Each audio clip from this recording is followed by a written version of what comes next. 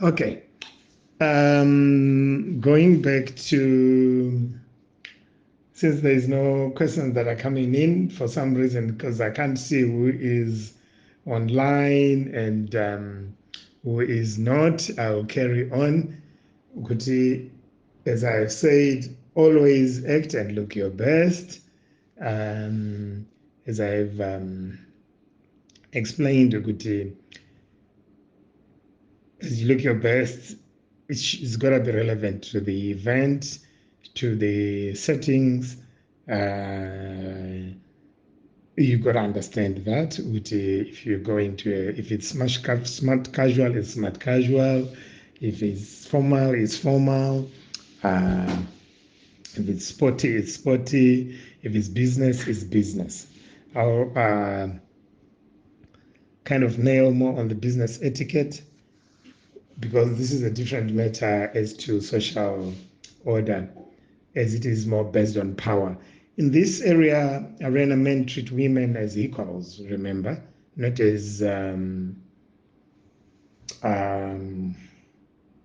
chivalrous, where you are in a romantic setup where you start flirting and sending wrong signals and whatever, because yeah, you are equals, it's business.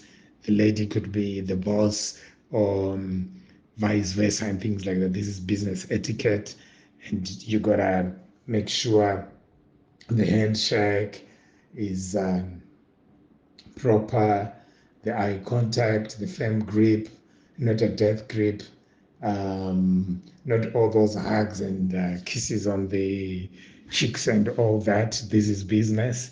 The sitting kind of is the same. You wait to be seated.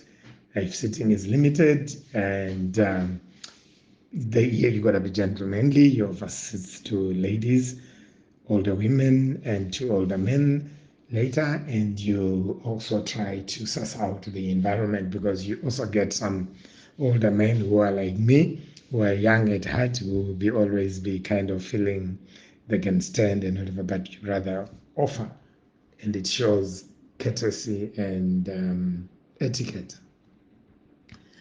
As I think we spoke about stand until you've been seated, and open doors for ladies, the elderly. When we're saying elderly, we're not talking about people who are too old to very tired. No, any senior, anyone who is senior, and also the boss. Open doors, open doors for women to get them through when they're into the place, and a car and things like that. It just shows that you care. And also doors, and especially cars, ladies, ladies, especially when it comes to cars, when you're sitting in the car, when the door is open for you to go into the car, the first thing to do is to hold the door, sit with both your legs closed, facing outwards, and you move your bum backwards, and you swing both your legs together into the car and close the door, instead of doing a scissors kick where your panties and everything is getting visible and the whole world seeing the moon. That's not etiquette. I repeat, hold the door, as the door is just open at the top.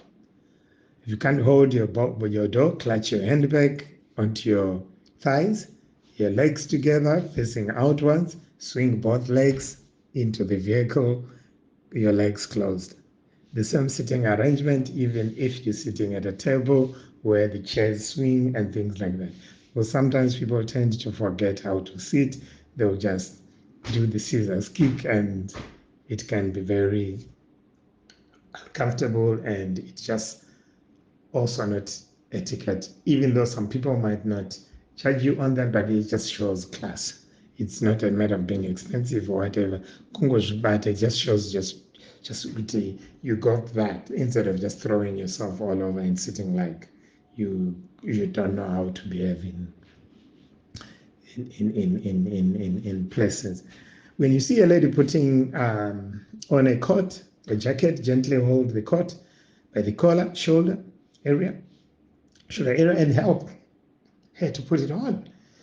The lady who is sitting next to you, not to run across the table and try to help the other lady from the other side.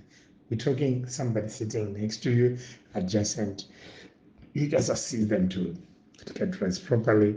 There you go, so that they get dressed and they can be comfortable. Culturally, yes, some people might find it quite overboard to say, but you're helping this lady. Do you like it? Like this afternoon, my son was asking me, Dad, why do these other people kiss? Are you comfortable if somebody kisses your wife? And we went into that cultural discussion of people, some kiss hands, kiss cheeks, kiss foreheads, hug, and whatever. You gotta know how to do that and when to do that and when not to do that.